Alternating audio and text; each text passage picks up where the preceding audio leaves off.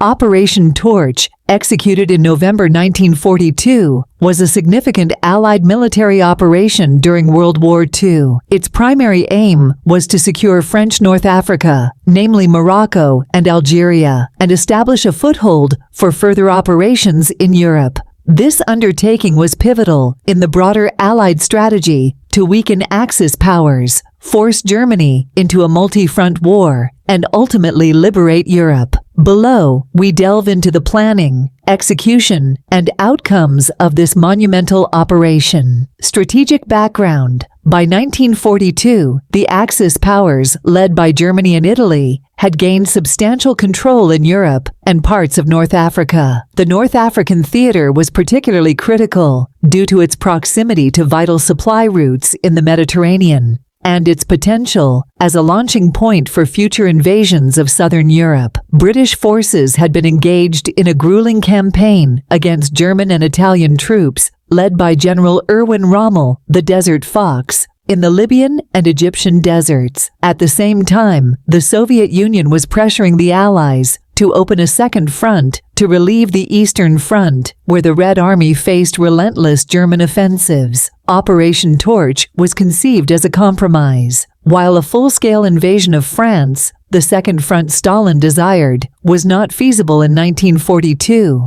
an invasion of North Africa could achieve multiple objectives: relieve pressure on Soviet forces by diverting Axis resources, secure control of North Africa to protect Mediterranean shipping lanes, build experience for American forces in joint operations with their British counterparts.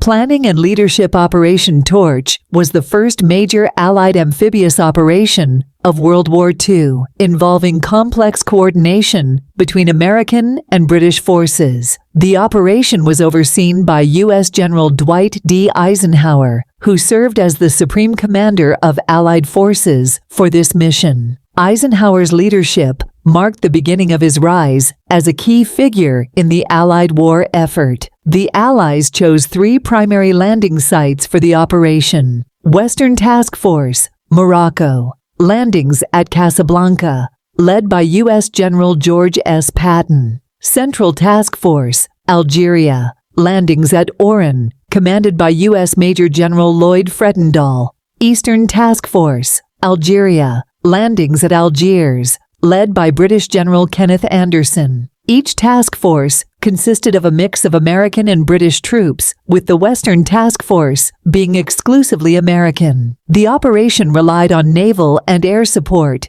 to ensure the success of the amphibious landings. French resistance and diplomatic challenges. A unique aspect of Operation Torch was the political uncertainty surrounding French forces in North Africa. The region was controlled by the Vichy French government, which had nominal autonomy but cooperated with Nazi Germany. It was unclear how Vichy troops would respond to an Allied invasion. The Allies attempted to negotiate with French officials in North Africa to minimize resistance. Some French leaders, such as Admiral François Darlan, eventually cooperated with the Allies. However, initial confusion and mistrust led to sporadic resistance during the landings. The landings. Operation Torch began on November 8, 1942, with simultaneous amphibious landings at Casablanca, Oran, and Algiers. 1. Casablanca. The Western Task Force faced stiff resistance from Vichy French forces.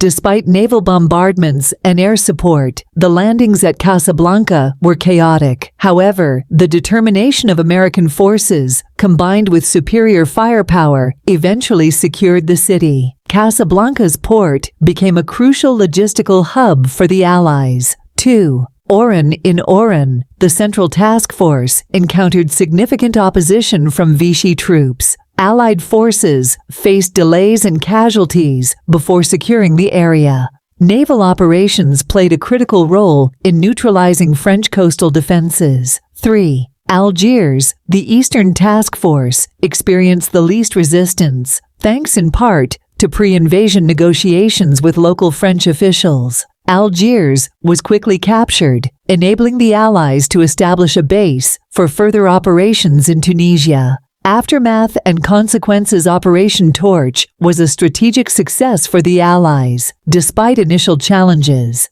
it marked the first major joint operation between American and British forces and demonstrated their growing ability to collaborate effectively. The operation had several significant outcomes. Turning point in North Africa. The successful landings forced Axis forces to fight on two fronts in North Africa. Combined with British advances from Egypt, the Allies gradually pushed Axis troops westward, culminating in the defeat of Rommel's Afrika Korps in May 1943. Diplomatic impact. The cooperation of French forces in North Africa, especially after the defection of Admiral Darlan, helped legitimize the Free French movement led by General Charles de Gaulle. It also weakened Vichy France's authority. Strategic preparations for Europe. Operation Torch provided the Allies with valuable experience in large-scale amphibious operations. This experience was later applied to the invasions of Sicily, Operation Husky, and Normandy. D-Day. Relief for the Soviet Union. The operation diverted Axis resources from the Eastern Front, providing some relief to Soviet forces engaged in the Battle of Stalingrad. Legacy. Operation Torch is remembered as a bold and complex undertaking that showcased Allied resolve and ingenuity. It marked the beginning of the end for Axis control in North Africa and laid the groundwork for the eventual liberation of Europe.